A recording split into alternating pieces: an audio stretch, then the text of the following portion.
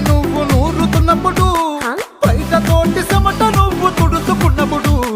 దండాన నీ సొక్కారేస్తున్నప్పుడు నీ ఒంటి వాసన తెగ గుర్తొచ్చినప్పుడు రెండు చేతులెత్తి చుట్టు మలిసినప్పుడు జండు కత్తుకొని పడుకున్నప్పుడు అలసిపోయి నువ్వు ఆవలించినప్పుడు వచ్చుండై ఫీలింగ్స్ వచ్చి వచ్చి చంపేస్తుండ